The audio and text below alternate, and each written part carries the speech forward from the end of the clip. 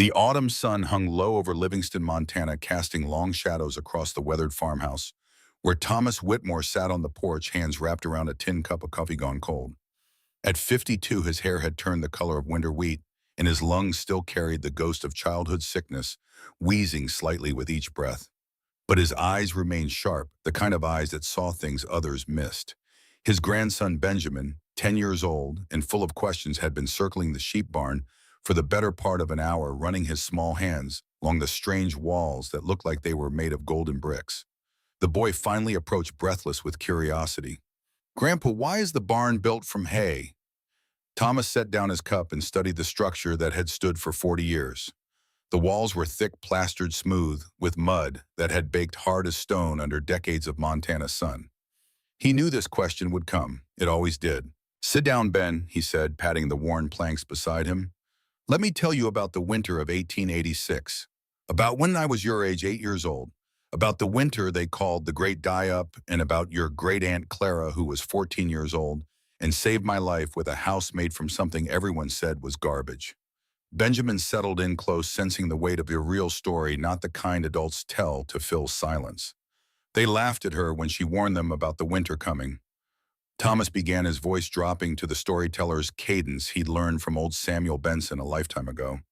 They called her a liar, a child playing at prophecy. And 4 months later, when the blizzard came and the temperature dropped 50 degrees in 4 hours, those same people knocked on our door begging my sister to let them into the house made of grass. The words hung in the air between them, and Thomas let the silence stretch, watching recognition dawn in his grandson's eyes. "This was how you told a story that mattered. You made them wait for it." "It started the day my father died," Thomas said, and the world around them seemed to dim, as though the earth itself remembered August 23rd, 1886. The morning had broken clear and hot, the kind of heat that made the Montana sky shimmer like water. Edward Whitmore, 42 years old and strong as the lodgepole pines he'd been cutting all summer, prepared his horse for timber hauling. Claire, already tall for 14, with eyes that missed nothing, had watched him from the cabin door. "I have a strange feeling today, Pa," she'd said. Edward had laughed, the easy laugh of a man who'd worked timber for 20 years and thought he knew every danger the forest held. "You worry too much, daughter. I've done this 1,000 times." Thomas, small for his age and plagued by the cough that had taken his mother the year before, had wanted to go along. His father had refused gently but firmly. The boy's lungs couldn't handle the dust and exertion. That it was the last time Thomas saw his father alive. If he'd known, he would have held on longer. But boys of 8 don't understand that some goodbyes are final. Clara found Edward at the bottom of the ravine as the sun began its descent. The horse had spooked during the haul, dragging the man 60 feet down a slope studded with rocks sharp as axe blades. His neck was broken. His eyes were open, sterile, holding a trace of surprise.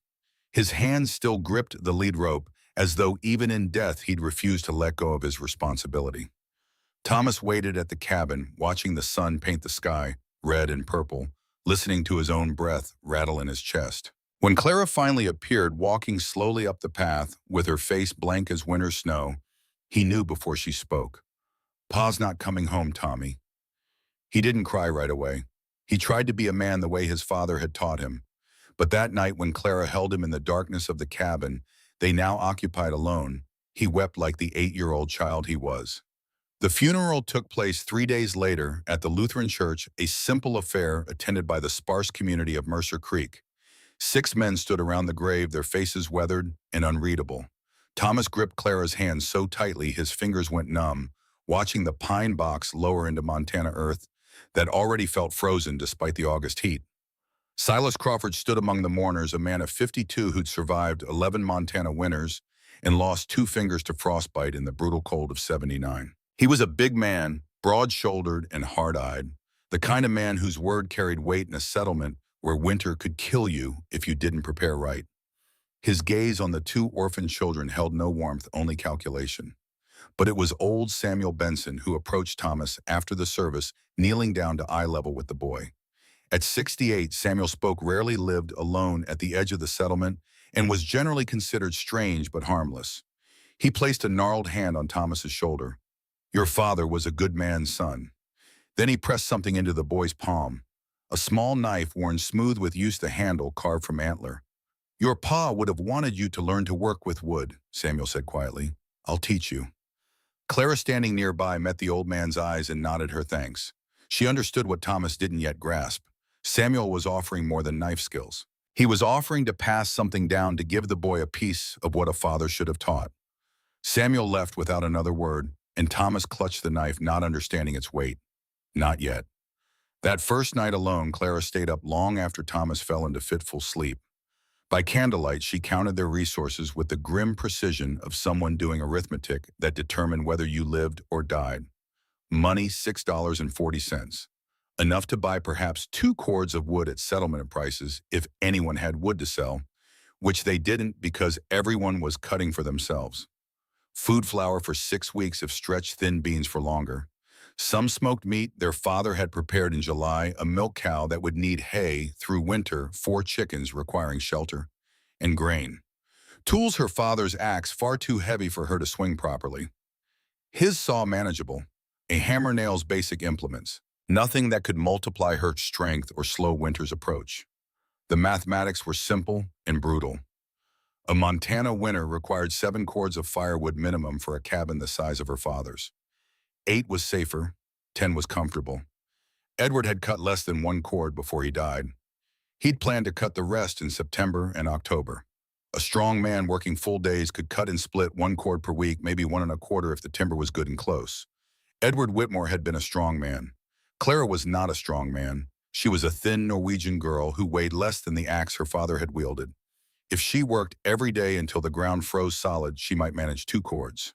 3 if God himself guided her hands. That left her 4 cords short, maybe 5.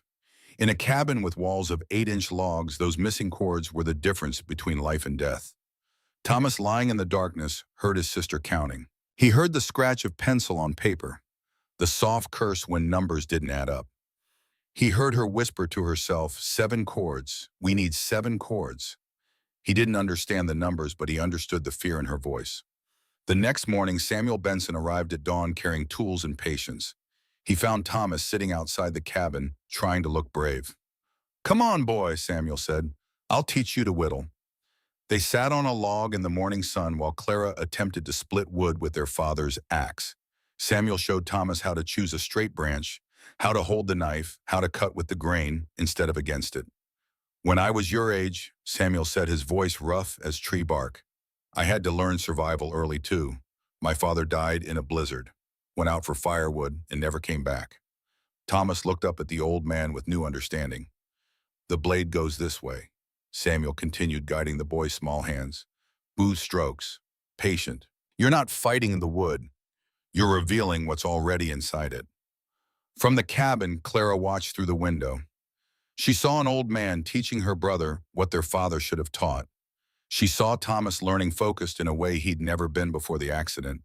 She saw a gift being given, and she was grateful. 3 days after the funeral, Silas Crawford came to the cabin. He found Clara attempting to split a round of pine, the axe bouncing off the wood with a sound like a judge's gavel. Thomas sat nearby, whittling stakes with the knife Samuel had given him, trying to help in the only way his small body allowed. Silas watched Clara struggle for a long moment before speaking. "You'll need 8 cords minimum," he said without preamble. "That's for a mild winter. A bad 110. You haven't got the strength to cut 2, and you haven't got the money to buy what you can't cut." He glanced at Thomas, who was coughing into his sleeve. "That boy needs warmth, or his lungs will kill him before the cold does. You planning to let him die to prove you can do what can't be done?" Clara set down the axe. Her arms were shaking. Her palms had blistered open from 3 days of trying. "What would you have me do?" Silas had an answer ready. The settlement had discussed it. The Fletchers could take Thomas. Owen Fletcher's wife had experienced nursing sick children. Clara could work for room and board, perhaps, with the Crawfords themselves, helping with cooking and cleaning through the winter. In spring, when the territorial authorities sorted out the homestead claim, proper decisions could be made. "Decide by week's end," Silas said. "After that, we've all got our own winter to prepare for. No one can spare the time to keep asking." He rode away, leaving Clara staring at the cabin her father had built. 12 feet by 14 feet. The logs still pale from cutting. The chinking mud already cracking in places. Edward had spent the entire summer on this cabin. He died trying to gather the timber that would have made it livable. Thomas coughed again, the wet rattle of damaged lungs. "I'll decide by week's end," Clara said to the empty air. That night, she lay awake doing mathematics by moonlight. Even Silas Crawford's brutal assessment had been generous. She couldn't survive by conventional means. Not alone, not with Thomas sick, not with $6 in a single cord of wood. But she had until week's end. September arrived cold. The old-timers noticed first.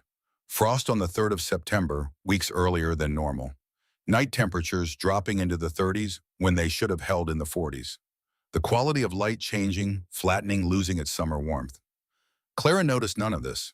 She was too busy swinging an axe that fought her with every stroke, dragging logs she could barely lift, sleeping 4 hours a night, because every waking hour had to count. By September 8th, she'd added 1/4 cord to her woodpile. At this rate, she'd have perhaps one additional cord by the time the ground froze solid. Not enough. Nowhere close. On September 10th, she climbed the ridge behind their claim to scan for deadfall timber. Thomas had begged to come along, insisting he could help spot wood. Against her better judgment, Clara agreed. The boy needed to feel useful. They reached the ridgeline at mid-morning and stopped. Below them in the valley to the north, the elk had gathered. Hundreds of them, perhaps 1,000. They moved in great rivers down from the high country, flowing through meadows, crossing creeks, heading for the lower elevations where they would spend the winter. Clara had seen elk before, but not like this. Not in September. Elk came down in late October, sometimes November. Everyone knew this. The movement she was watching should be 6 weeks away. She remembered her father's words, spoken during a winter story about the old country. "When the reindeer come down early, the old ones say to double your wood pile. The animals know what's coming before we do." The Blackfeet and Crow peoples, who sometimes passed through the valley, spoke of reading signs. Birds bears the thickness of animal coats, the behavior of fish in the streams. The settlers mostly dismissed such talk as superstition. But the elk were moving. The elk were moving now in September, and they were moving fast. Thomas stood beside her, his small hand gripping hers. "Sister, should they be coming down now?" "No," Clara said quietly. "They shouldn't." Winter was coming early. Winter was coming hard. Clara ran back to the settlement, Thomas struggling to keep pace. She found Silas Crawford outside the general store, discussing the early frost with 2 other men. "The elk," she said, breathless from running. "They're moving down from the mountains. Hundreds of them. 6 weeks early." The men stared at her. Silas's expression shifted from curiosity to something flatter, more dismissive. "Elk move for 100 reasons," he said. "Predators drought a fire somewhere we can't see. A child watching animals isn't prophecy, girl." "It's not just watching," Clara insisted. "It's what they're doing. They're running from something." "They're elk," Silas interrupted. "They do what elk do. You've got enough to worry about without spinning weather signs from animal migrations." He turned back to the other men, dismissing her with his body language as clearly as words. Clara tried again. Different people, different approaches. She told Owen Fletcher. She told the minister. She told anyone who would listen for 30 seconds.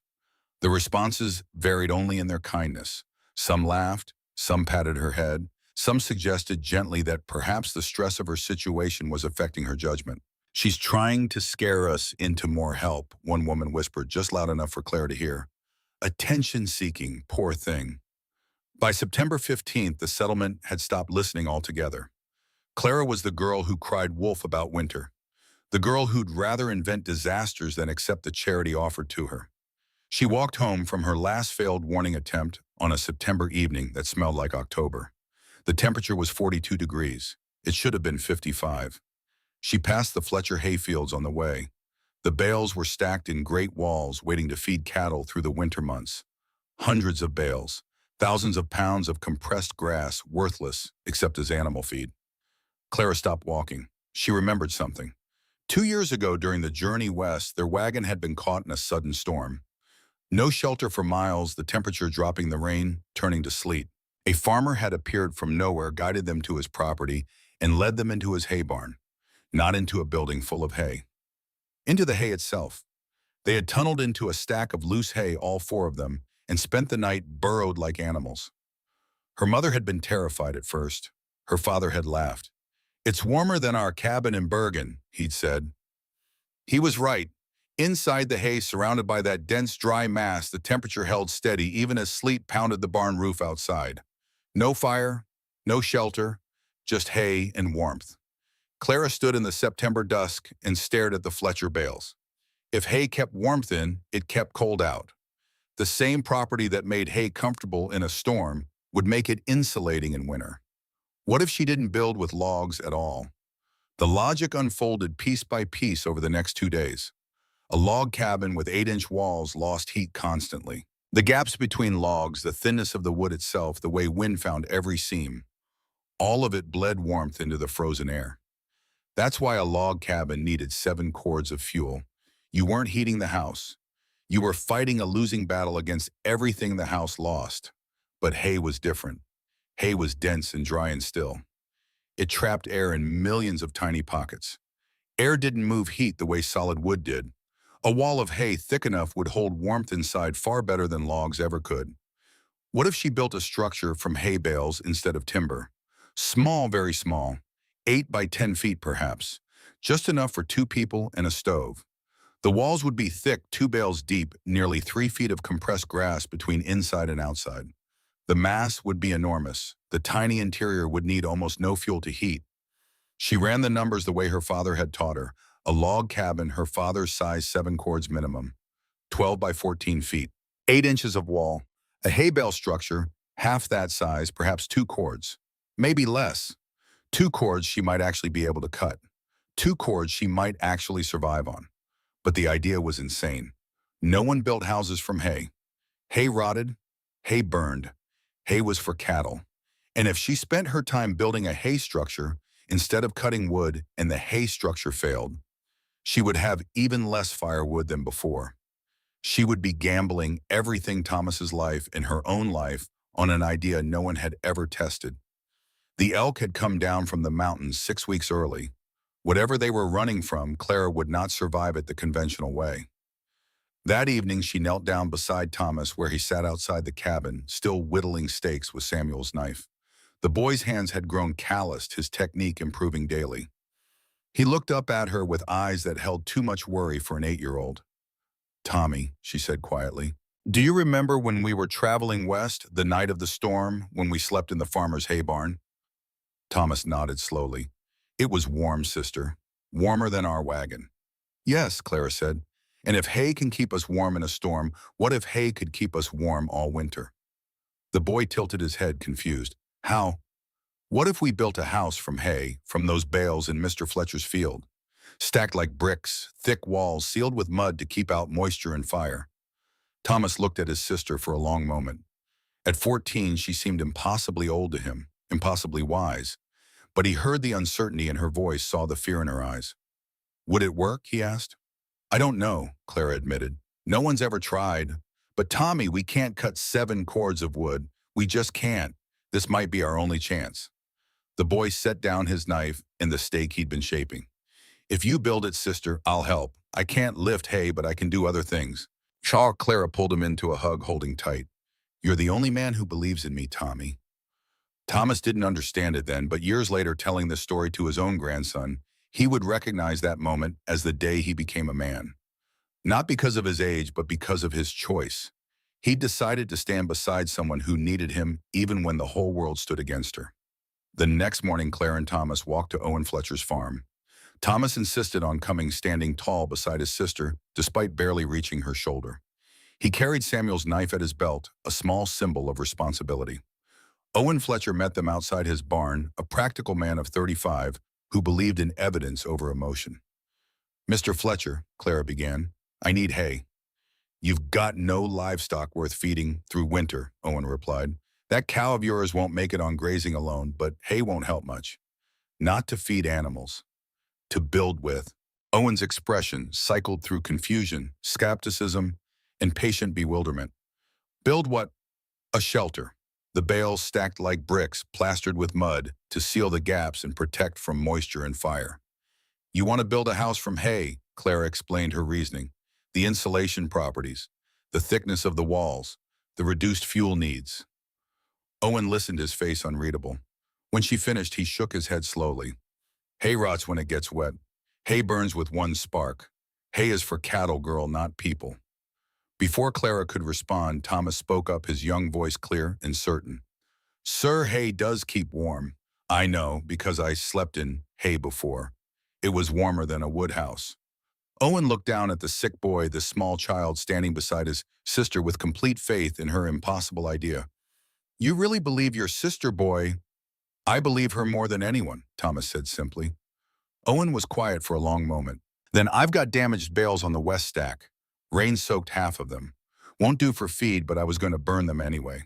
If you want to haul away my trash and build a grass hut with it, I won't object. Thank you, Clara said.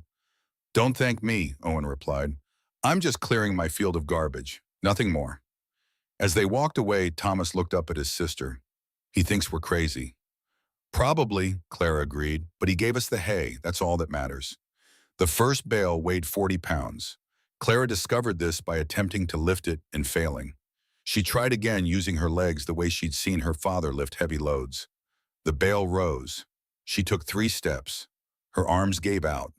The bale dropped. 300 feet to the building site, 40 pounds per bale, 60 bales needed minimum. 12,000 pounds of hay to move 40 pounds at a time with arms that couldn't hold one bale for more than a few seconds. She looked at Thomas sitting outside the cabin in a patch of September sun, coughing quietly into his sleeve. Clara picked up the bale again. By midday, she had moved 4 bales. Her shoulders burned, her hands were raw, her back felt like something had torn loose from something else. That night, she soaked her hands in cold creek water and calculated. 4 bales per day, 60 bales needed, 15 days just to move the materials. Then stacking, then roof framing, then plastering, then the door, the window, the stove installation. 6 weeks until hard freeze, Silas had said. She would need every hour.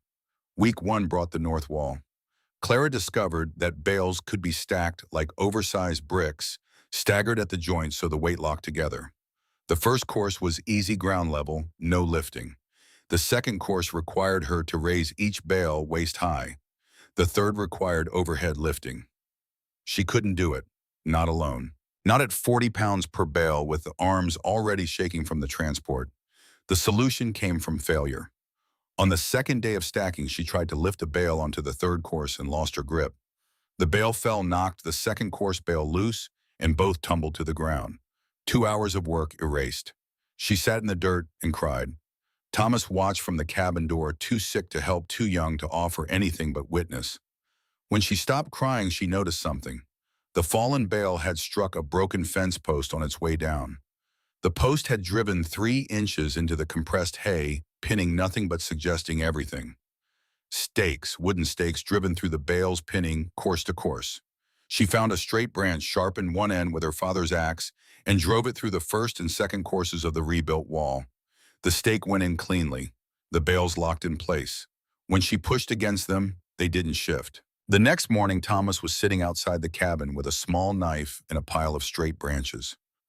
I can sharpen, he said. His voice was thin, interrupted by coughing, but determined. I can't lift, but I can sharpen. He made 20 stakes that first day, 20 more the next. By the end of the week, they had a system. Thomas sharpened, Clara stacked, and the north wall rose bale by bale toward completion. Word spread through the settlement. The Whitmore girl was building something from hay, mad with grief, probably constructing a compost heap to live in. The laughter reached Clara through Thomas, who heard it from the Fletcher children when they rode past on their way to the creek. A compost heap, one had said, loud enough to carry. Clara kept stacking. Week 2 brought the second and third walls. The structure was taking shape now. 3 sides of stacked grass rising 7 feet from the ground, thick as a man, as broad, sealed at the bottom with packed earth. October arrived with frost every morning. The ground was hardening. The window for cutting timber was closing. Clara had managed to cut and split another half cord while working on the walls. Her total firewood supply, 1 3/4 cords. Still short, but if the hay shelter worked as she hoped, it might be enough. If it worked. On October 8th, Margaret Hartley appeared at the building site. Margaret was 45, ran the settlement's informal social order, and had lost her own daughter to winter sickness 3 years before.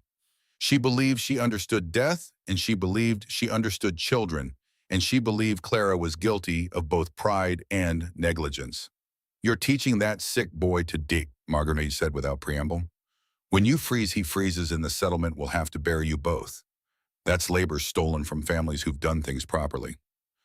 Clara set down the bale she was positioning. Her hands were cracked and bleeding. Her shoulders ached with every breath. "Thomas won't freeze. Because you've built a grass pile," Margaret's voice was rising, "because you've ignored every man who knows these winters." She stepped closer, her face hard. "Silas Crawford has written to the territorial authority about 2 orphan children being neglected. Keep this up, and they'll take that boy, whether you agree or not." The territorial authority, an inspector. Someone with the power to look at a hay shelter and a sick child and a 14-year-old girl and decide this constituted abandonment. "Thomas stays with me," Clara said quietly. "Thomas dies with you if you keep on this way." Margaret's voice caught.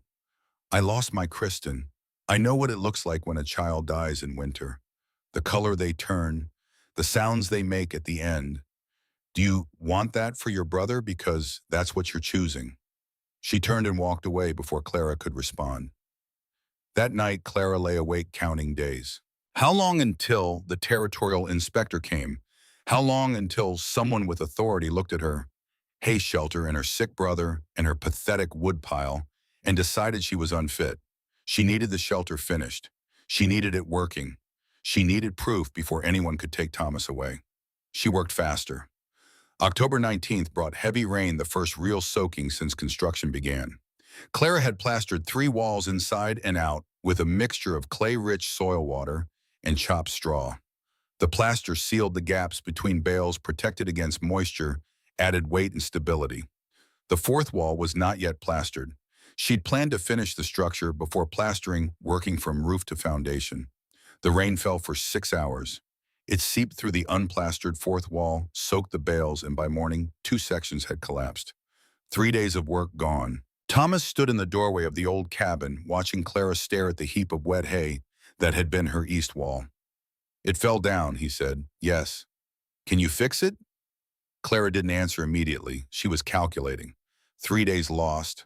The ground freezing harder every night. 6 weeks of work compressed into 4 remaining weeks that were already too short. Then a voice came from behind her. "I can help." She turned to find Samuel Benson standing at the edge of the building site holding a shovel. At 68 years old, he spoke to almost no one, lived alone, and was generally regarded as strange. She'd barely exchanged 10 words with him since the funeral beyond thanking him for teaching Thomas. "You don't have to," Clara began. Samuel was already pulling damaged bales from the pile, stacking them to the side for disposal. He worked in silence efficiently without looking at her. For 2 days, he came at dawn and worked until dusk. He helped Clara restack the 4th wall plaster. It immediately shore up the weak sections of the other walls. He said almost nothing. On the 2nd evening, as the light failed, Clara finally asked, "Why are you helping me?" Samuel was quiet for a long moment. "My Martha," he said. "She always said hay was warmer than wood. 20 years we were married. She kept saying it. I never believed her." He set down the shovel. "She froze to death in our cabin in '81, January. The wood ran out and I couldn't get more in time. She froze." He looked at the hay shelter, at the thick walls, at the plastered surface that would hold warmth inside. "I'm not helping you. I'm finding out if Martha was right." He left without saying goodbye. Clara never saw him at the building site again. But the 4th wall held. The shelter was complete by November 1st, 8 by 10 feet interior. Walls nearly 3 feet thick. Roof framed with salvaged timber from a collapsed shed covered with sod and hay plastered smooth. A raised wooden floor to prevent ground moisture from seeping up. A small window shuttered facing south. A door built from scrap wood and hung on leather hinges. Her father's iron stove, small and efficient, installed in the corner with a clay pipe chimney. The old log cabin still stood 50 feet away, abandoned now, a monument to conventional thinking. Clara moved Thomas into the hay shelter on November 3rd. That night, with a small fire in the stove, the interior temperature reached 58 degrees, while the outside dropped to 12 above zero. Clara burned a quarter quart of wood that week. Owen Fletcher in his log cabin burned nearly a full cord for the same period. The shelter worked. It worked better than Clara had dared to hope. But this was not yet winter. This was autumn pretending to be cold. The elk had come down from the mountains in September, and whatever they were running from had not yet arrived. December came quiet and cold. The hay shelter held steady. Outside temperatures dropped to 10 below zero, then 15, then 20 on the coldest nights. Inside, with a small fire burning in the stove, the air held at 52 degrees, sometimes 54. The thick walls absorbed heat during the day and released it slowly through the night. The temperature barely shifted between sunset and dawn. Thomas was breathing easier. For the first time since their mother died, Clara heard her brother sleep through the night without coughing. The consistent warmth protected his damaged lungs in ways the drafty log cabin never had. His cheeks held color. He ate without needing to be coaxed.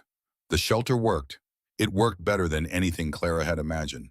But this was still December. This was cold, but it was not catastrophe. The elk had come down from the mountains 3 months early, and whatever drove them down had not yet arrived. On December 12th, Silas Crawford appeared at Clara's door. He did not knock. He simply stood outside studying the hay walls, the plastered surface, the thin stream of smoke rising from the chimney. Clara saw him through the small south-facing window and felt her stomach tighten.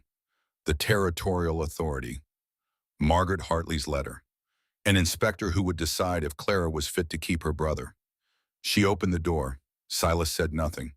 He walked a slow circle around the shelter, touching the walls, in places pressing his palm flat against the plaster. He bent to examine where the walls met the ground. He looked at the roof, the chimney, the woodpile stacked against the north side. "How much have you burned?" he asked finally. "3/4 of a cord since November." Silas's eyebrows rose. In 6 weeks, Clara had burned what his family burned in 12 days. He said nothing about this, but she saw him calculating. "The inspector from the territorial authority," he said. "We received word. He'll come in spring when the pass is clear, weather permitting." Clara waited. "I didn't withdraw the letter," Silas continued, "but I didn't press for an earlier visit either." He looked at the shelter again. "If you're still alive in spring, I suppose that will be answer enough." He walked away without saying goodbye. It was not approval. It was not forgiveness. But it was something. Owen Fletcher came 3 days later. The practical skeptic had been watching from a distance since the shelter went up. He'd seen the smoke from Clara's chimney thin and steady and constant, while his own chimney belched thick clouds as he fed log after log to his insatiable stove. "How thick are the walls?" he asked. 3 feet, 2 bales deep, laid flat." "The mud plaster, what's the mixture?" "Clay soil from the creek bank, water chopped straw to bind it." Fletcher nodded slowly. "The Johnson cabin lost a window last week. Wind found a crack, pushed through, shattered the glass. Took them 2 days to board it up. Temperature inside dropped to freezing before they finished." He looked at Clara's walls, at the dense, unbroken surface that offered wind nothing to grip. "Hay doesn't crack." "No. Hay doesn't have gaps for wind to find." "No." Fletcher stood there a moment longer, then walked back toward his own property. He didn't say anything else, but Clara saw him looking at his hayfields as he went measuring perhaps what remained from the harvest, calculating what might be possible. The warning signs multiplied through late December. Cattle on the open ranges grew agitated, bunching together in tight groups, refusing to scatter for grazing. The few elk still visible at lower elevations pressed closer to the valley floor than anyone could remember. Birdsong vanished. The world grew quiet in a way that felt like holding breath. Sunset colors shifted, too red, too deep. The light filtered through something vast and invisible building in the atmosphere. Old-timers who had survived the brutal winter of '81 looked at the sky and said nothing, which was worse than if they had spoken. At the general store, supplies were running lower than usual. The mild fall had bred false confidence. Some families had cut less wood than they should have, counting on a late hard freeze that would give them extra time. The railroad brought goods regularly now, but schedules were being disrupted by early snow to the east. No one spoke of the elk anymore. No one mentioned that a 14-year-old girl had warned them in September, 3 months before the signs became impossible to ignore. Clara kept her silence. What good would words do now? She counted her woodpile instead, 1 3/4 cords remaining. If consumption stayed at current rates, she had fuel for 14 weeks, enough to last until March when the worst would be over. If consumption stayed at current rates. If, January 8th, 1887. The morning broke warm. Warm was the wrong word. It was merely not cold. The temperature stood at 32 degrees, freezing point, which felt like spring after weeks of sub-zero nights. Settlers emerged from their cabins to assess damage, check livestock stretched muscles cramped from huddling near stoves. The Fletcher children played outside for the first time in weeks. Men rode toward town without heavy coats, squinting at a sun that seemed almost gentle. Thomas, now stronger after 2 months in the warm shelter, stepped outside and laughed. 8 years old and finally able to breathe the winter air without his lungs seizing. He ran in circles through the snow, arms spread wide. Clara stood in the doorway and felt the wrong warmth on her face. The air was still, too still. The sky was a pale, washed blue that looked thin somehow, like paper stretched too tight. She scanned the horizon to the northwest, and her blood went cold. "Tommy," she called, "inside now." "But sister, it's warm." "Inside now." Something in her voice made the boy obey without question. He ran to her and she pulled him through the doorway, shutting it firmly behind them. "What's wrong?" Thomas asked. Clara pointed through the south window. "Look at the skies, day." Northwest. Thomas pressed his face to the glass. At first he saw nothing. Then the horizon began to change. A wall appeared in the distance, gray-black, roiling, stretching from one edge of the visible world to the other. It moved fast, faster than a horse at full gallop. It looked less like weather than like something solid, a cliff face made of smoke bearing down on the valley. "What is that?" Thomas whispered. "That's what the elk were running from," Clara said quietly. "That's what no one believed." The time was 2 o'clock in the afternoon when the horizon changed. By 3:15, the edge of the storm arrived. Within minutes, the world disappeared. Clara could feel the temperature fall through the walls. The hay insulation was good, but not magic. The cold outside was dropping so fast, so hard, that even 3 feet of compressed grass couldn't hold it all back. By 4 o'clock, Thomas was shivering despite the stove's fire. By 6, the thermometer nailed beside the door, a gift from Edward, brought from Norway, read 10 degrees below zero. The temperature had fallen 42 degrees in less than 4 hours. Wind hammered the shelter from the north. Clara heard it screaming across the valley, finding every gap in every structure, worming through cracks in log walls, shattering windows, tearing at roofs. But her hay walls absorbed the sound. Inside, the wind was a distant roar, something happening to other people. She fed the stove carefully. Small pieces. Consistent heat. Nothing wasteful. She'd done the mathematics.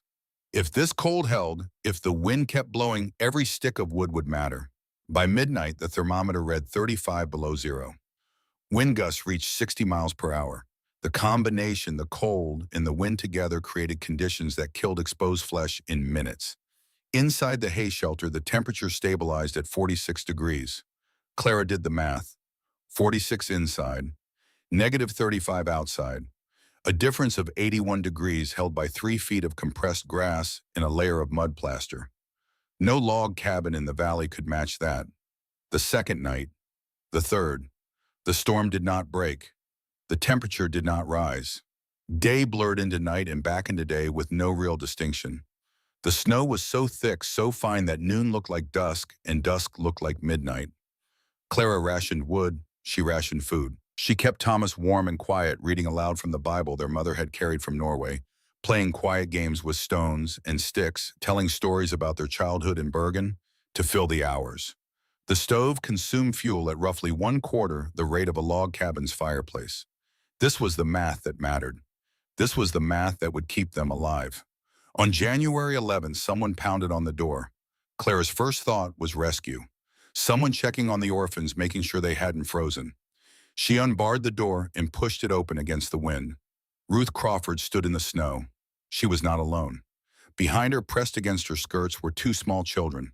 Ollie and Lena, Silas's grandchildren, 6 years old and 4 years old, shivering so hard their teeth clicked.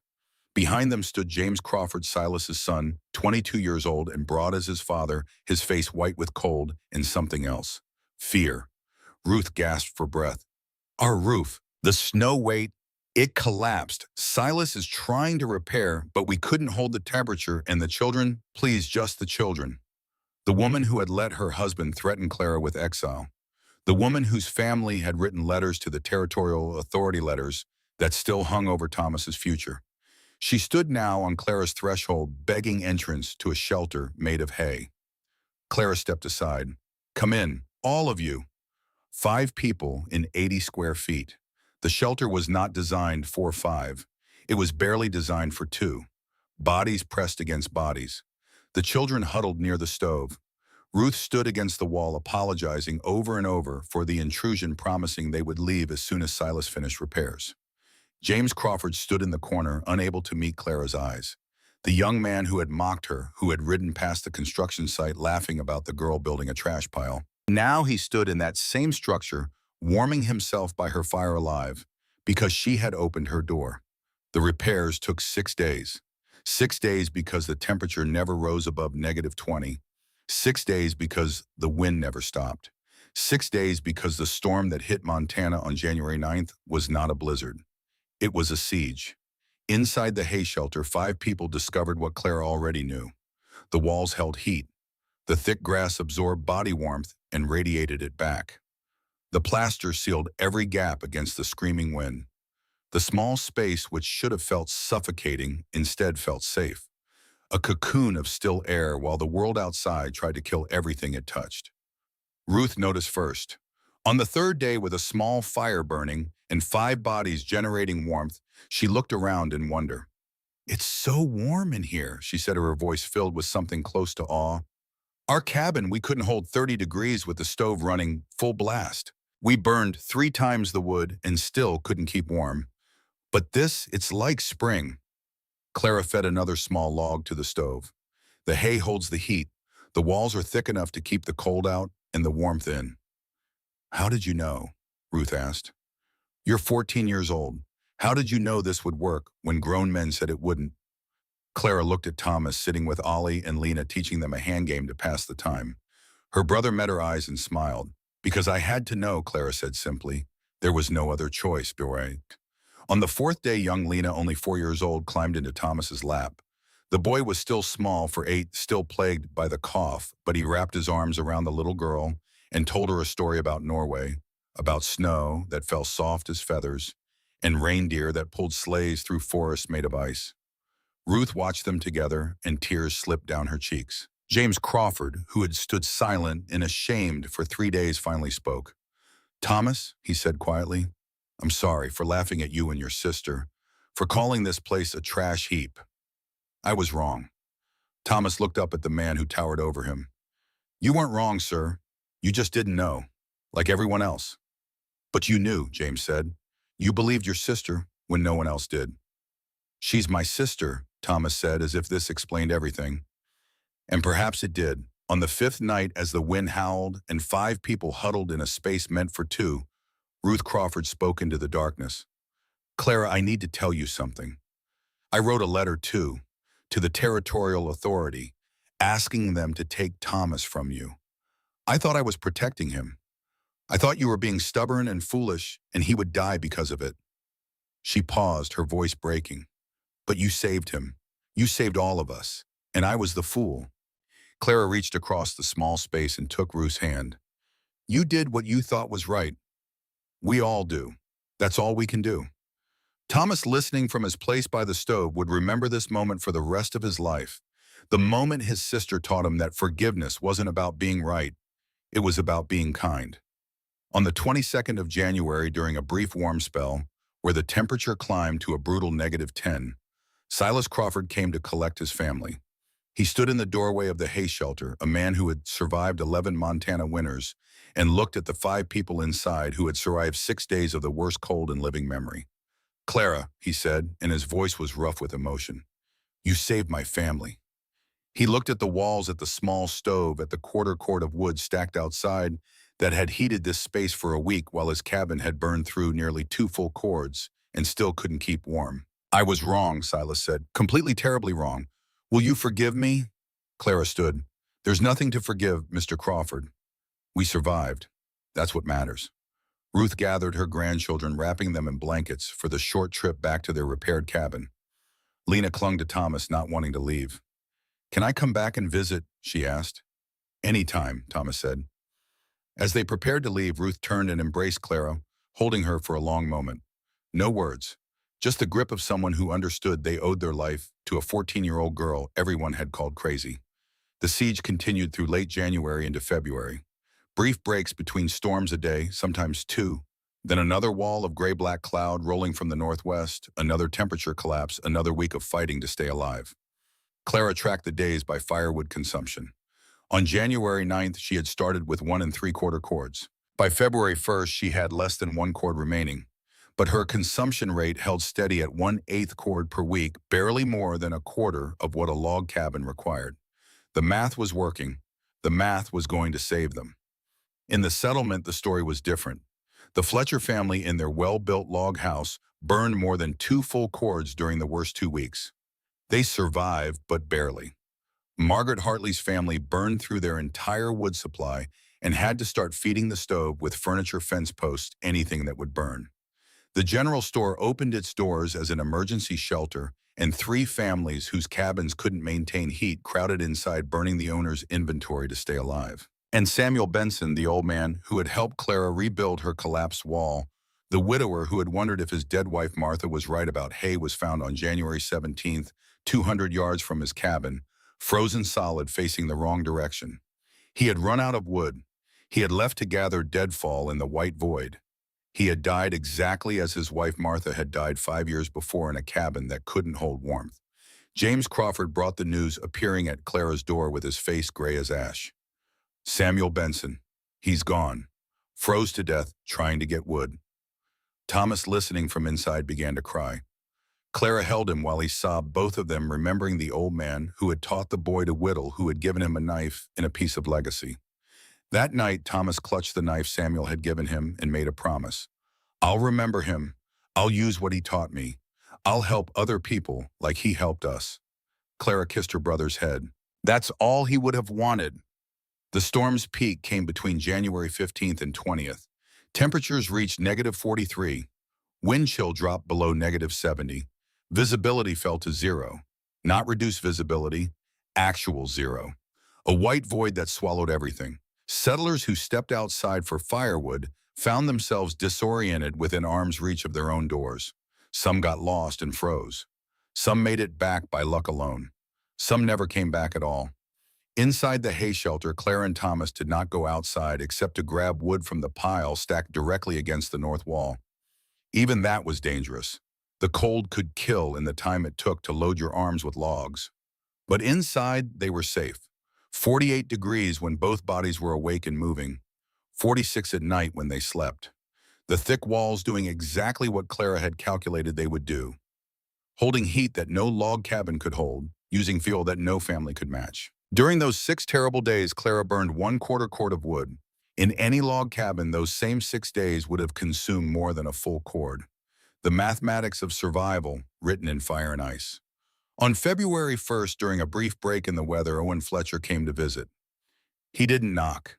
He simply stood outside the hay shelter for a long time, looking at it the way a man looks at something that has changed his understanding of the world.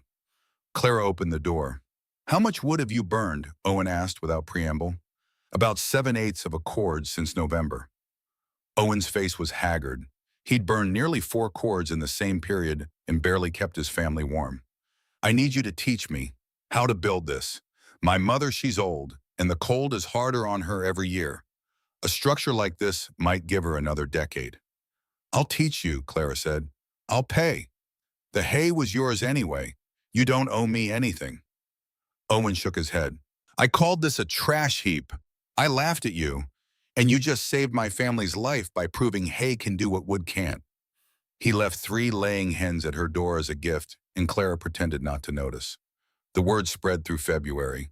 The girl who built the hay house, the 14-year-old who survived the great die-up by doing what everyone said was impossible.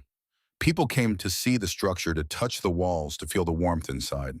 Some came to apologize. Some came to learn. Some came simply to stand in the presence of something that had defied all logic and worked anyway.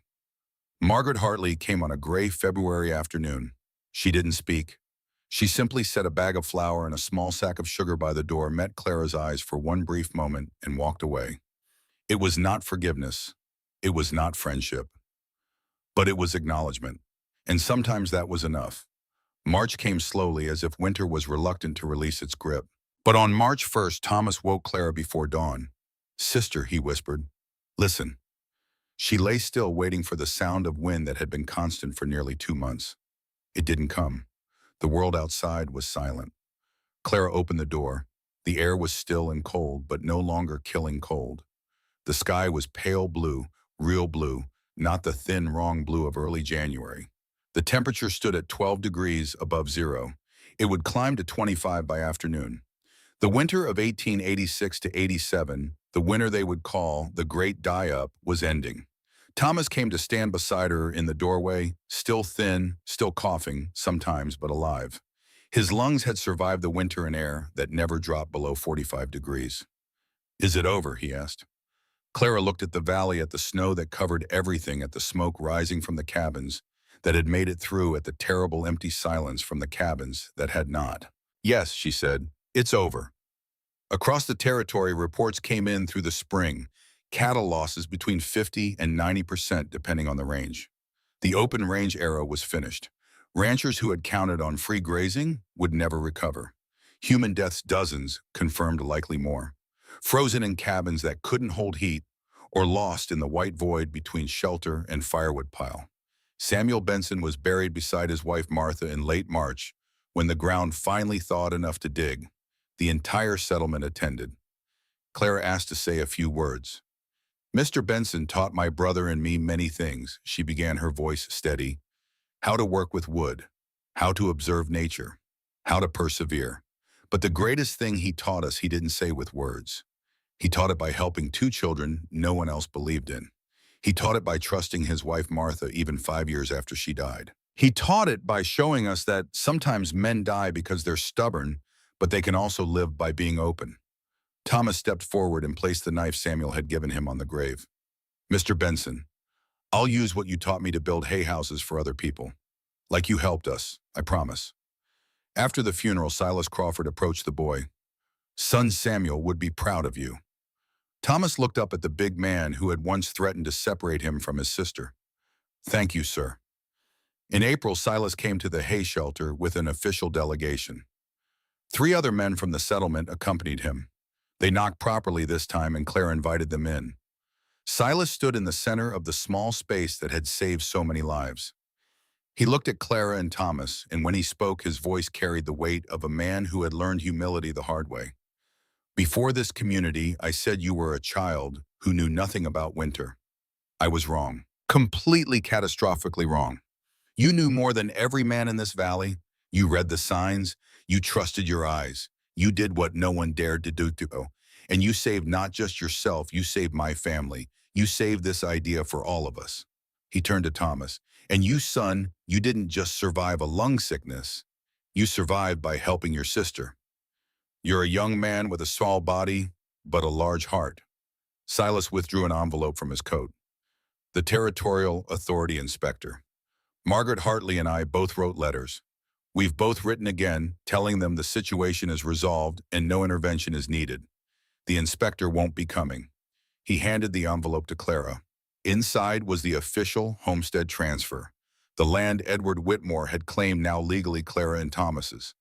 When she came of age, she would need to file final papers, but the claim was theirs. "Your father's land, your land now," Silas said. Clara took the envelope with shaking hands. "Thank you, Mr. Crawford." "Don't thank me. I didn't give you anything. I'm just returning what you deserved from the beginning. The right to live, to keep your family, to be proud of what you've done." Then Silas made a request. "My barn, the one that's been standing since '78, it's the coldest building on my property, useless for livestock in hard winter. I want to rebuild it with hay, like you did. Will you teach me?" Clara smiled. "I'll teach you." James Crawford stepped forward. "I want to learn too, and I want to help, to make up for mocking you." "There's nothing to make up for," Clara said, "but I'll be glad for the help." The method spread through the spring and summer of 1887. Clara and Thomas taught anyone who asked. Silas and James built a new barn. Owen Fletcher built a small house for his mother. 3 other families constructed hay structures of their own. By autumn 8, hay bale buildings stood within 15 miles of Mercer Creek. Another went up near Bozeman, built by a family who heard the story from a passing freighter. A third appeared in the Madison Valley, thrown together by a settler who'd lost his log cabin to fire and had nothing left but hay and desperation. Clara taught them all. She walked settlers through the process, the stacking the stakes, the plaster mixture. She did it with she hadn't known she possessed, and she refused payment every time. The hay is free, she told Owen Fletcher when he tried again to press coins into her hand. The knowing should be too. The settlers called them hay houses for a few years, then grass houses, then finally nothing at all. They were simply what you built when you were smart or poor or both. The warmest structures on the frontier assembled from materials everyone had and no one wanted. Thomas, sitting on the porch in 1931, finished his coffee and looked at his grandson Benjamin. "You see now why the barn is built from hay?" he asked. Benjamin nodded slowly. "Because it works. Because Aunt Clara figured it out when no one else could." "Not just that," Thomas said, "because she trusted what she can over what she was told. Because she was willing to try something new when the old way would have killed us. And because when she was right, she didn't gloat. She taught." He stood, joints creaking, and walked to the barn with Benjamin following. They stood before the walls that had weathered 40 Montana winters. "This barn uses the same technique your great-aunt Clara invented in 1886, Thomas said. "The same stacking method, the same plaster mixture, the same stakes your grandpa learned to whittle when he was 8 years old, taught by old Samuel Benson." He put his hand on the boy's shoulder. "And now I'm going to teach you, because that's how knowledge survives. Not through books, though books matter, but through hands teaching hands. Through generations passing down what they learned." Benjamin looked up at his grandfather. "Will I have to build a hay house?" "Maybe, maybe not, but you'll know how. And when someone asks you why this barn is built from hay, you'll tell them about your great-aunt Clara, about the winter of '86, about how a 14-year-old girl was right when everyone else was wrong, about how the elk came down early and she was the only one who listened." Thomas reached into his pocket and withdrew something wrapped in cloth. He unfolded it carefully, revealing an old knife with an antler handle worn smooth by decades of use. This was Samuel Benson's knife. He gave it to me when I was 8, the day my father was buried. He taught me to whittle with it. I used it to make stakes for your great-aunt's hay house, and now I'm giving it to you. Benjamin took the knife with trembling hands. "But Grandpa, this is important. I might lose it." "You won't," Thomas said, "because you understand what it means. It's not just a knife, it's a reminder that everything we have someone gave us. Knowledge, skills, the chance to live. Our responsibility is to pass it on, and to pass it on better than we received it." He knelt down to eye level with his grandson. "Samuel taught me. I taught others. You'll teach your children. And that way the knowledge doesn't die. The kindness doesn't die. The hope doesn't die." "What if I'm not good enough?" Benjamin asked. Thomas smiled. "I was scared too when I was 8. Scared I couldn't help my sister. Scared I was too weak. But I learned that strength isn't just muscles. Strength is doing the right thing when you're afraid. You'll do fine, Ben, because you have what I had when I was 8. Someone who believes in you." They stood together before the hay barn, 3 generations connected by a knife, a technique, and a story about the winter when everything changed. And in that moment, Thomas Whitmore, 52 years old with failing lungs and graying hair, understood something fundamental. This was what mattered. Not the buildings that would eventually fall, not the awards that would never come, but this standing with his grandson, passing down the wisdom that Samuel had passed to him, that Clara had lived for him. Legacy wasn't about being remembered. It was about making sure the next generation remembered what mattered. The wind picked up across the Montana plains, carrying the scent of autumn. Thomas breathed it in, felt his lungs protest, and smiled anyway. Winter would come again. It always did. But his grandson would be ready, and someday Benjamin's children would be ready. Because Clara had trusted the elk. Because she'd built with hay when everyone said use wood. because she'd opened her door when the Crawfords knocked, because she'd taught instead of gloated, and because an 8-year-old boy with damaged lungs had chosen to believe his sister when the whole world said she was wrong. That choice, made in grief and desperation on a Montana homestead in 1886, had rippled forward through time, through Thomas, through Benjamin, through thousands of people living in hay houses across the Great Plains who would never know Clara Whitmore's name. But they were alive, warm, safe with their families. And in the end, that was enough. The sun climbed higher over the Livingston farm, warming the September afternoon. Thomas Whitmore sat with his grandson in comfortable silence, the kind that comes between people who understand each other. Benjamin turned the antler-handled knife over in his hands, feeling the weight of history in something so small. "Grandpa," the boy said finally, "what happened after the winter ended? Did people treat Aunt Clara different?" Thomas leaned back against the porch post, his eyes distant with memory. "Different doesn't quite capture it, Ben. Let me tell you about the spring of 1887 when a 14-year-old girl changed how people thought about survival itself.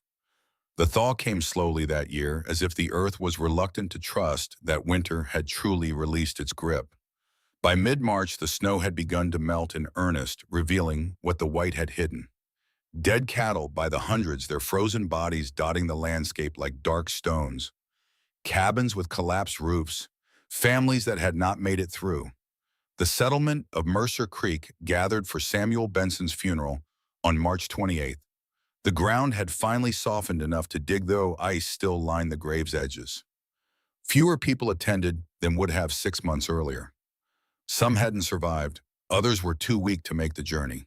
Thomas, 9 years old now, stood beside Clara at the graveside. He held the knife Samuel had given him, the blade that had shaped hundreds of stakes for the hay house walls. The old man lay in a pine box next to his wife Martha, the woman who had been right about hay all along but died before anyone listened. The minister read from Scripture, but his words felt hollow. It was Clara who stepped forward to speak the truth. "Mr. Benson saved our lives," she said, her voice clear despite the tears on her cheeks.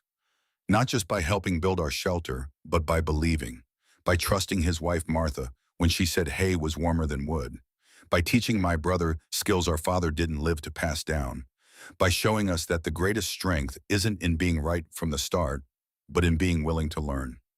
She paused, looking at the simple wooden cross that marked where Martha had rested alone for 5 years. "He told me once he wasn't helping us. He was finding out if Martha was right. Well, Mr. Benson, she was right. And now you know." Thomas stepped forward and laid Samuel's knife on the fresh earth. "I promise to use what you taught me, sir, to build hay houses for people who need them, to pass on what you passed to me." The words of a 9-year-old boy speaking with the gravity of a man 3 times his age. People in the crowd shifted uncomfortably, recognizing something profound in the simple promise. After the service, Silas Crawford approached Thomas. The big man knelt down, bringing himself to eye level with the boy. "Samuel would be proud of you, son. You kept your word to him while he was alive. You'll keep this one too." Thomas met Silas's gaze without flinching. "Yes, sir, I will." April brought the official reckoning. Silas Crawford arrived at the hay shelter with a delegation of 5 men, including his son James and Owen Fletcher. They came formally, respectfully, the way you approach someone whose judgment has been vindicated by survival itself. Inside the small structure that had withstood the worst winter in living memory, Silas stood before Clara and Thomas and did something rare in frontier settlements. He admitted complete failure. "I told you a child doesn't tell grown men when winter's coming," he said, his voice rough. "I said you were inventing disasters for attention. I threatened to separate you from your brother. I wrote letters to the territorial authority calling you unfit." He pulled an envelope from his coat. "This is from the authority. They're not coming. Margaret Hartley and I both withdrew our complaints. More than that, we wrote telling them about what you did, about how you saved lives by trusting what you saw over what you were told." The envelope contained the homestead transfer, making official what Edward Whitmore had claimed, what Clara and Thomas had defended with compressed grass and mud plaster. "Your land," Silas said, "earned it not just by your father's labor, but by your courage." Clara took the document with hands that no longer shook when facing down men who doubted her. "Thank you, Mr. Crawford." "Don't thank me." Silas's jaw tightened. "I gave you nothing. I only stopped trying to take what was yours by right. The right to live, to protect family, to be recognized for seeing what we were all too stubborn to see. James Crawford stepped forward then, and Thomas remembered the young man who had mocked them from horseback, calling their construction a compost heap. Now James looked at the walls that had saved his life and his family's lives. I want to learn, James said simply. I want to build hay structures, and I want to help teach others. If you'll let me. Clara studied him for a moment. Why? Because I was wrong, James said. Because mockery is easy and building is hard. Because you showed me that the measure of a person isn't their age or their strength, but whether they're willing to do what needs doing when everyone says it can't be done. Over the following weeks, Clara and Thomas became teachers. They walked Silas through converting his old barn, showing him how to stack bales with staggered joints, how to drive stakes through courses, how to mix plaster that would seal without cracking. Thomas, still small for 9, but growing stronger in the warm shelter, taught children in the settlement how to whittle stakes, passing on Samuel's lessons with the patience of someone who understood their value. Owen Fletcher came to build a small house for his elderly mother. He brought his whole family to learn the technique, understanding that this knowledge might determine who survived the next hard winter. 3 other families from Mercer Creek started hay structures. Word spread to Bozeman, to the Madison Valley, carried by travelers who told the story of the girl who survived the great die-up by building with grass. Margaret Hartley came in late April on a day when Clara was teaching a group of settlers the proper ratio of clay to straw and plaster. Margaret stood at the edge of the group, silent, watching. When the lesson ended and the others dispersed, she approached alone. I lost my daughter Kristen to winter 3 years ago, Margaret said without preamble. She was 7, lung sickness like your brother had. Our cabin couldn't stay warm enough. She died in February. Clara waited, saying nothing. When I saw you trying to keep Thomas, saw him sick and coughing, I saw Kristen. I saw my failure, and I couldn't bear it.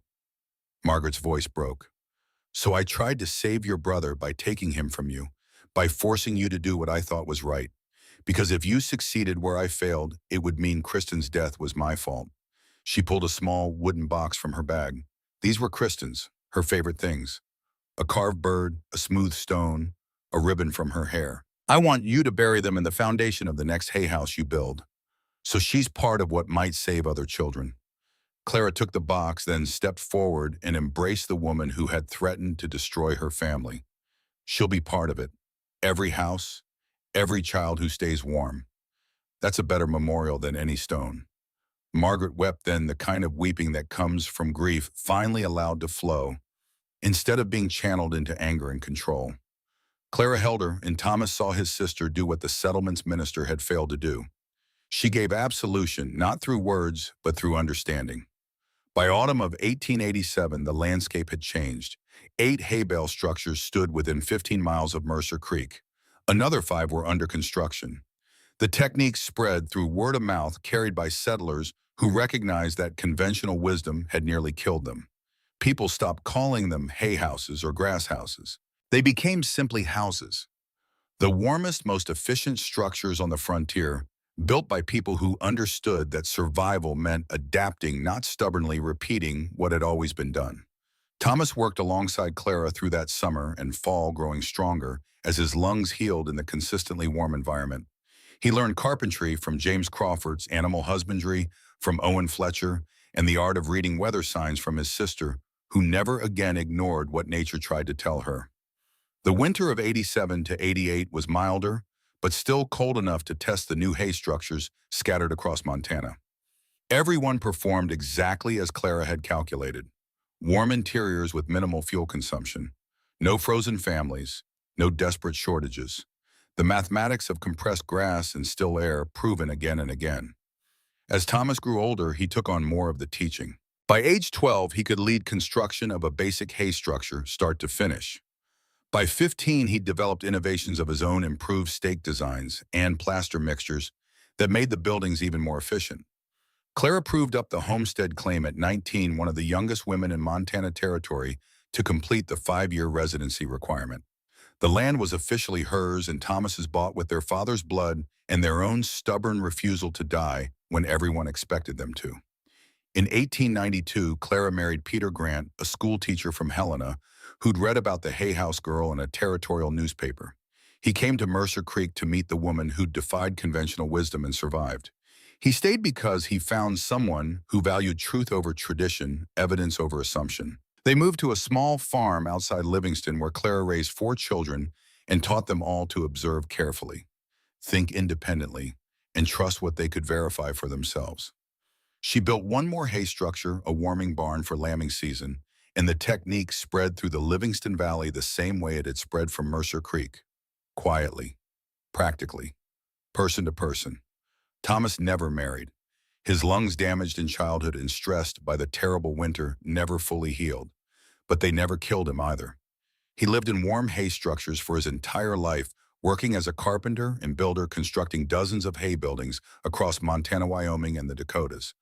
Everywhere he went, he told the story about Clara, about Samuel, about the winter when the elk came down early and only one person listened, about walls made of grass that held warmth better than walls made of wood, about a 14-year-old girl who saved her brother's life by trusting mathematics over tradition.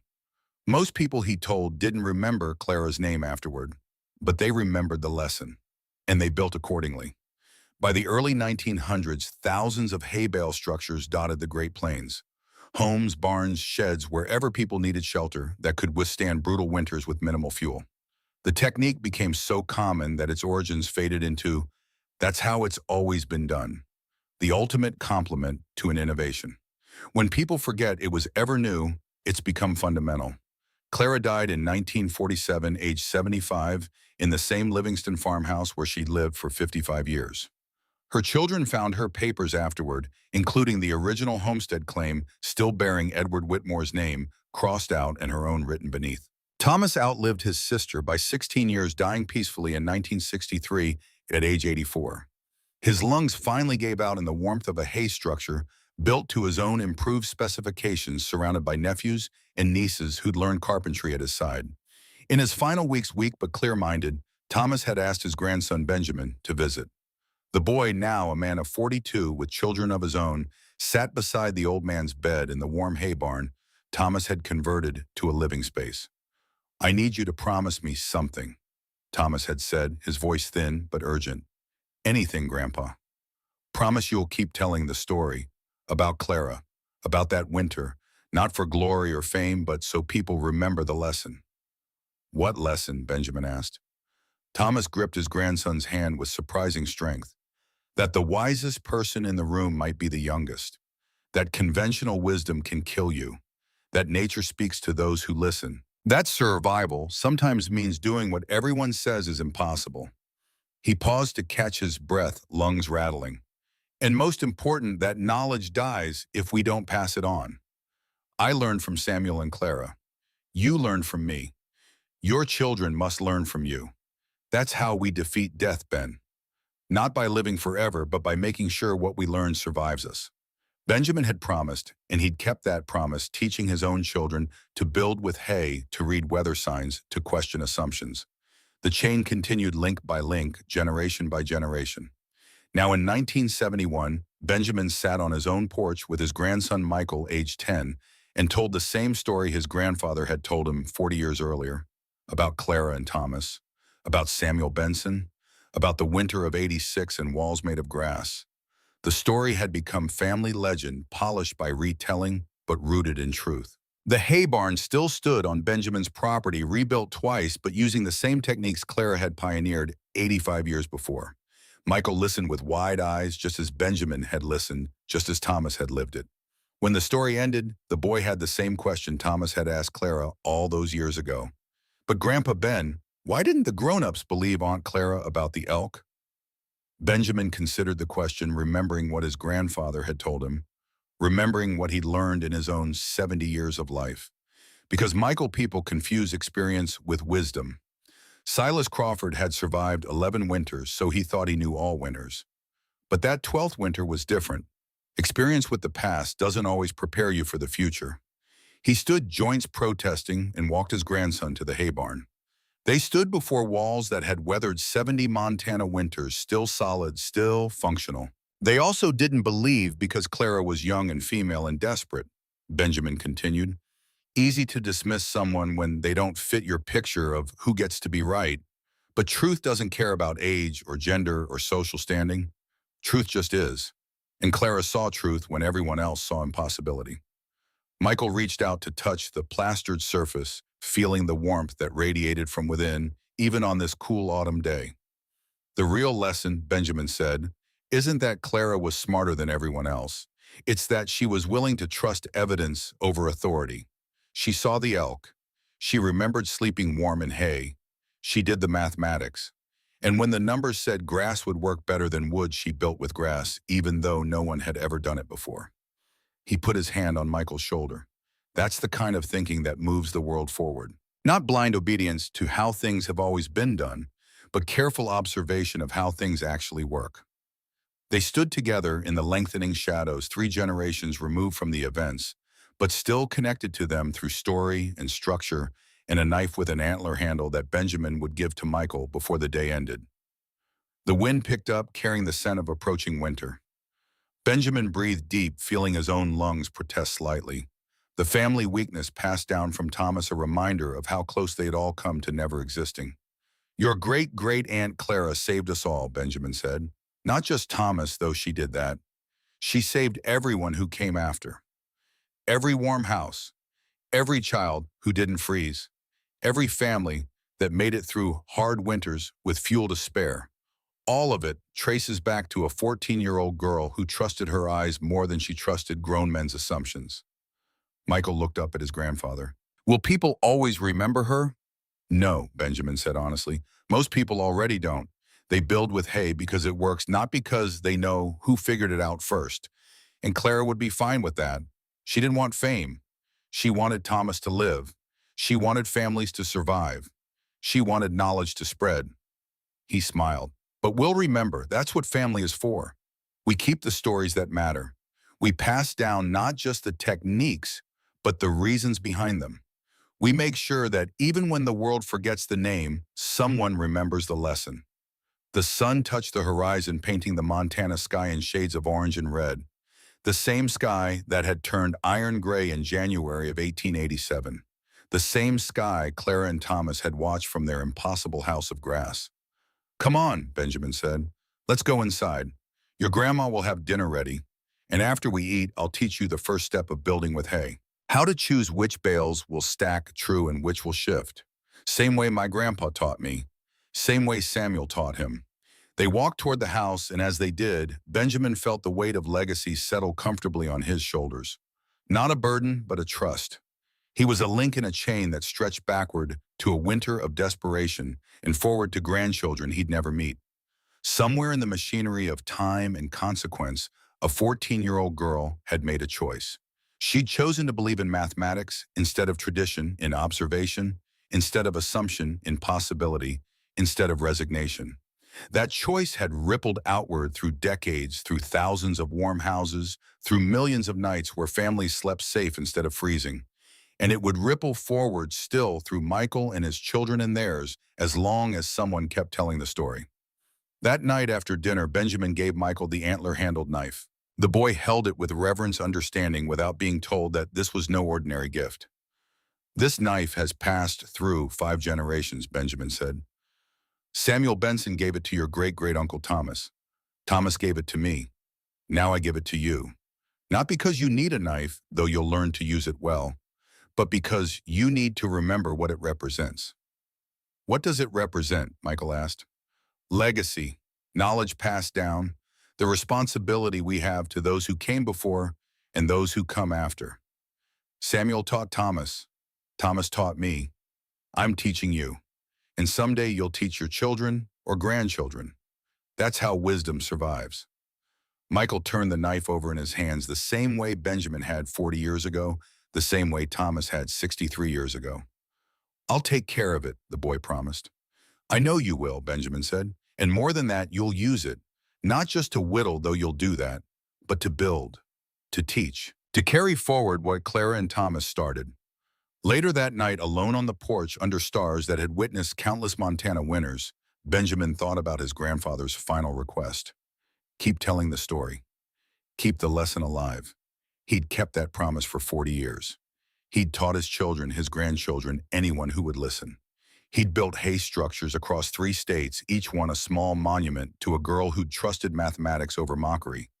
And now he'd passed the knife to Michael, closing one circle and opening another.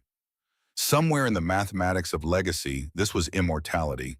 Not living forever, but creating ripples that outlasted your own splash in the water. Clara had lived 75 years, Thomas 84. But their idea, their defiance, their willingness to build with grass when everyone said use wood that lived on. It lived in every hay structure still standing. It lived in every family that survived a hard winter with fuel to spare. It lived in the lesson that wisdom doesn't always come from experience, that youth can see what age overlooks, that the right answer often seems impossible until someone proves it works. Benjamin pulled his coat tighter against the autumn chill and smiled. Winter was coming, it always came. But his family would be ready. They had warm houses. They had knowledge passed down. They had the story of a girl and her brother and a winter that tried to kill them, but failed. And that story, told and retold across generations, was its own kind of warmth. The kind that outlasted any winter. The kind that never went cold. On January 9th, 1887, the temperature had fallen 50 degrees in 4 hours. Silas Crawford, who'd survived 11 Montana winters, had told a 14-year-old girl plainly that children don't tell grown men when winter's coming. But Clara Whitmore had told them anyway. And she'd been right. The elk had come down from the mountains in September. Clara had seen them, counted them, understood them. She'd warned a settlement that wouldn't listen. She'd built a shelter from materials they called worthless. She'd survived the longest winter in living memory at 48 degrees, burning a quarter quart of wood, while the world outside reached 40 below. The territory called it the Great Die-Up, the winter that killed the cattle frontier, the season that broke a generation of ranchers and drove a generation of settlers from the land. But in one small structure of stacked grass and mud plaster, a girl and her brother and 3 people who doubted her had waited out the storm together. The walls held. The heat stayed. The mathematics that should have killed them kept them alive instead. And the lesson spread person to person, generation to generation, becoming not a story about one winter, but a truth about all winters, all challenges, all moments. When conventional wisdom falls short and someone young or overlooked or desperate has to show the way forward. That was the legacy, not fame or monuments or names carved in stone, but knowledge that survived, families that endured, children who learned to trust what they could verify instead of what they were told. Benjamin stood and walked inside where warmth waited, where Michael was probably already in bed, the antler-handled knife on his nightstand, his mind full of stories about elk and hay, and a girl who saved the world by refusing to let it tell her what was possible. Tomorrow they'd start lessons: how to choose bales, how to stack them true, how to drive stakes and mix plaster and seal a structure against the killing cold. The same lessons Samuel had taught Thomas, the same lessons Thomas had taught Benjamin, the same lessons that would pass to Michael and beyond. Because that was how you defeated winter, not by stopping it from coming, but by preparing for it properly, by learning from those who came before, by trusting mathematics over tradition when the numbers told a different story, by building with hay when everyone said use wood, by believing in 14-year-old girls who saw elk moving early, by opening your door when people who doubted you came knocking in a storm, by teaching instead of gloating when you turned out to be right, by passing knowledge forward generation to generation until the origin becomes legend, but the lesson remains true. That was Clara's legacy. That was Thomas's promise. That was Samuel's gift. And now it was Michael's inheritance. The chain continued link by link, story to story, knife to hand, and somewhere in the mathematics of memory and meaning, that was enough. That was everything. That was how a 14-year-old girl and an 8-year-old boy survived a winter that should have killed them and changed the world in ways the world would mostly forget, but would benefit from forever. The hay barn stood silent in the Montana night, its walls holding warmth the way they'd held warmth for nearly a century. Inside, compressed grass and still air performed the same quiet miracle they'd performed since 1886, keeping the cold out, keeping the warmth in, keeping families safe, just like Clara had calculated, just like the mathematics promised, just like truth always does when someone has the courage to trust it.